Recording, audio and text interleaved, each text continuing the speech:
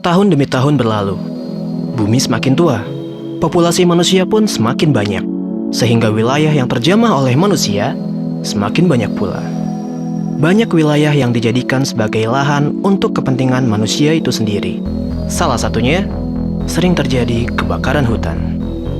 Indonesia menempati urutan ketiga dunia dalam hal pencemaran udara akibat pembakaran hutan, di mana sebelumnya menempati urutan ke-25. Kebakaran hutan dan lahan, atau biasa disebut dengan Karhutla, pada tahun 1997 adalah yang terparah panjang sejarah Indonesia. Menurut Badan Nasional Penanggulangan Bencana, atau BNPB, Karhutla di Indonesia penyebabnya adalah 99% ulah manusia, dan 1%-nya adalah ulah alam. Dan sejak awal 2019, ada 117 kasus Karhutla. Di antaranya, sering terjadi di Kalimantan Tengah, Riau, Aceh, Kalimantan Selatan, dan Kalimantan Timur. Kalimantan termasuk yang sering mengalami kebakaran hutan, padahal Kalimantan berperan sebagai paru-paru dunia. Jadi, masalah kebakaran hutan ini adalah masalah bersama yang berarti peran kita sangat diperlukan di sini. Untuk pencegahan, kita bisa melakukan hal-hal berikut. Yang pertama, menyebarluaskan larangan membakar hutan.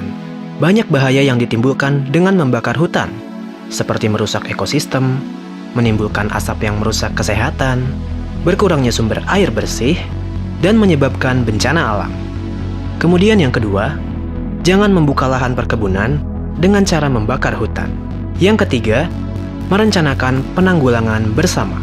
Hutan sangat berguna bagi kehidupan makhluk hidup, sehingga sangat dibutuhkan penanaman pohon-pohon di sekitar hutan, maupun di sekitar lingkungan kita.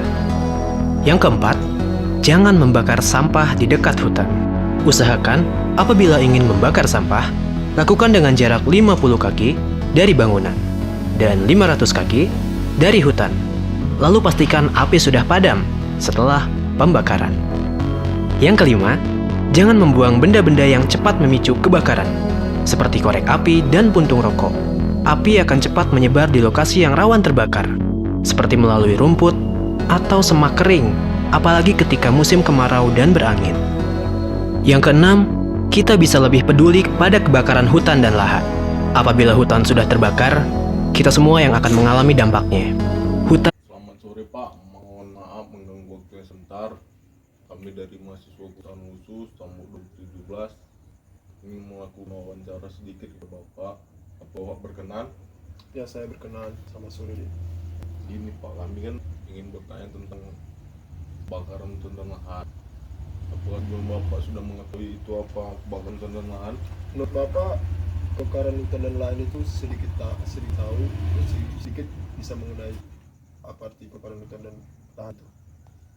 Kalau menurut Bapak, kebakaran hutan lahan itu kenapa bisa terjadi, Pak? Karena kalau menurut Bapak, kebakaran hutan dan lahan itu akan terjadinya pembukaan lahan baru.